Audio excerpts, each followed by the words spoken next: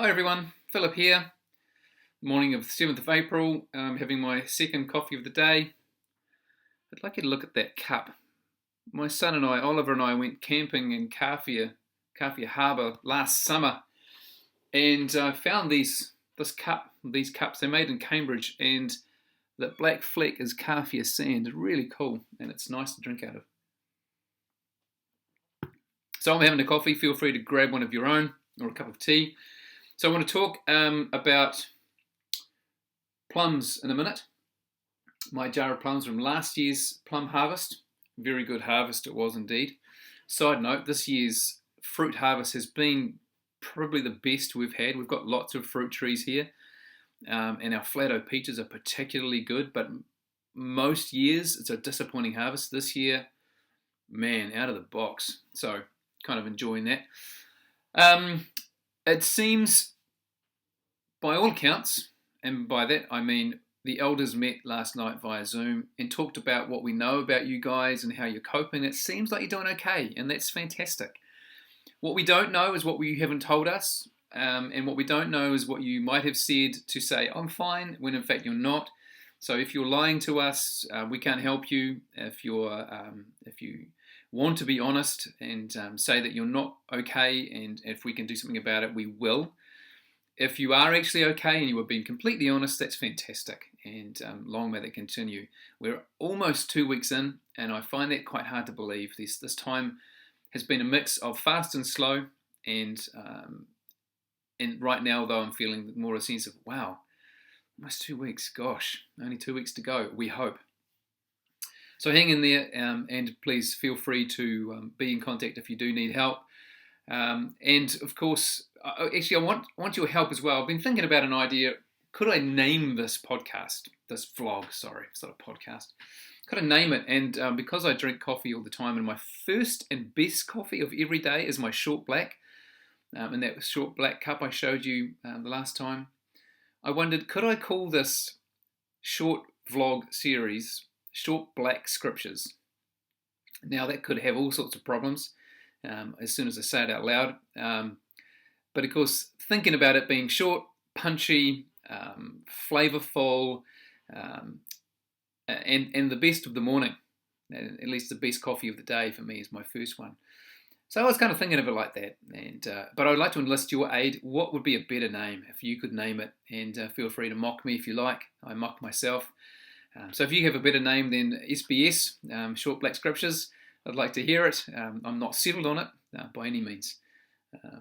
But cheers, here's to some ideas. Right, back to my plums.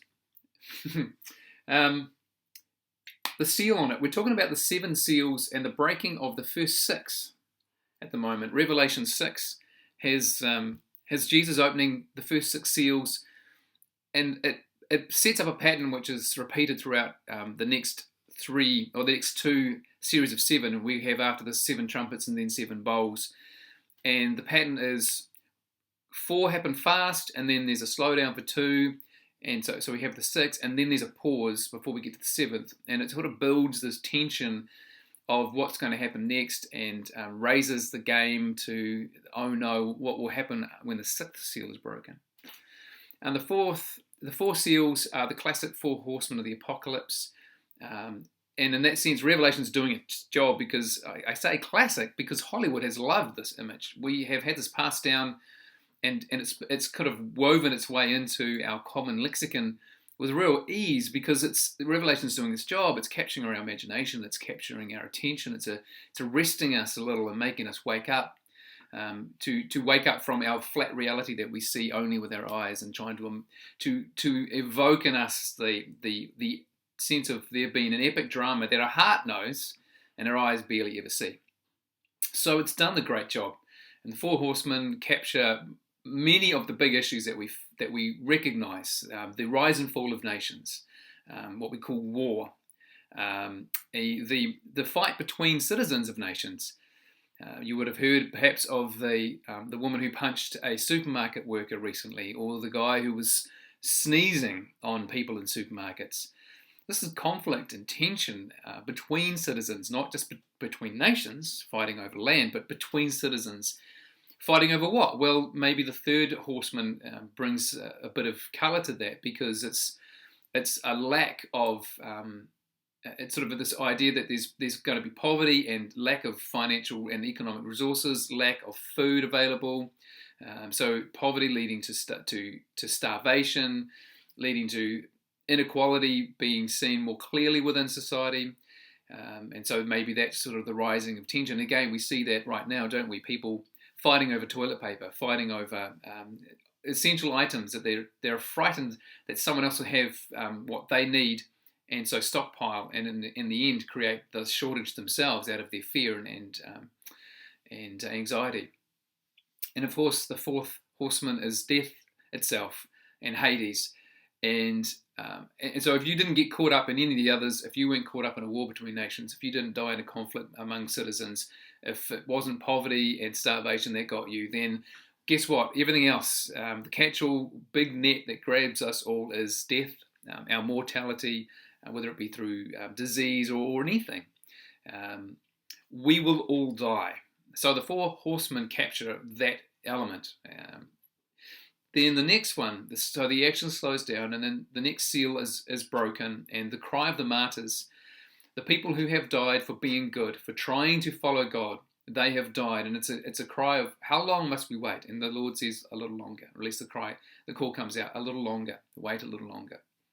And then finally the sixth seal, and is the natural disasters of earthquakes and floods and all the things that we face. That leads finally at this point to all the people of the earth, from the kings to the paupers, finding caves to hide in, because they're seeking refuge from God himself, and they respond to all of this by saying, who can stand?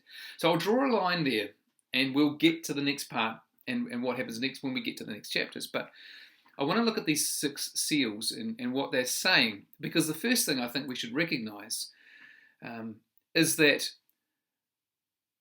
the six seals aren't the judgment of God. Not directly, anyway. You'll have noticed that the one seated on the throne, the only action it has taken at this point is to hand over the scroll that contains the will and judgment of God for humanity and for the earth. And I can't even get there yet until we break these seals, which we discover, of course, in chapter 5 as the Lamb standing as though slain, this one who gave his own life to save many. He alone is the one who is able and with the power to break these seals. And so as these seals are broken, these terrible things are seen to be seen. So what is that all about? Well, the first thing to note, I suppose, is there's nothing revelatory about them. It's not like we needed the book of Revelation to tell us that nation goes to war with nation, that citizens go to war with one another, that there is an inequality where the rich are getting richer. And I imagine after this COVID-19 thing, that will be enhanced, if you like. Not even the right word I want to use, but the rich will survive this much better than the poor, and they will only be richer. They will only own us even more.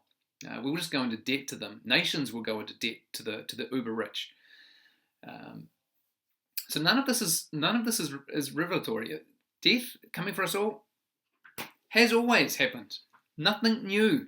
These seals aren't showing us anything we don't already know. What they're showing us, though, is what they contrast to, if you like. What they're showing us isn't, this is what God does to you if you disobey him. They're showing us really what happens if you disobey God or resist God's will, or if God's will isn't revealed, if you like. So in a sense then, yes, God's judgment is seen, because by resisting God's will, these things are consequences. But it's not God actively seeking to bring his wrath to the earth. So let me put it this way. There's a guy who believes he can fly and climbs to the tallest building, throws himself off, declaring, I'm going to fly. And lo and behold, even on the 10th floor down, as he passes at a great pace, he is heard by those on the 10th floor to say, so far, so good. That's the image worth exploring here. It's not that God has thrown this fool to the ground and is going to die because God hates him. his own foolishness, his refusal to admit reality, his refusal to see things as they really are. You can probably hear my dog barking. And there's no one out there. He's just, I think, heard another dog. Anyway, it's not that this man has been judged by God. It's his own foolishness judges him.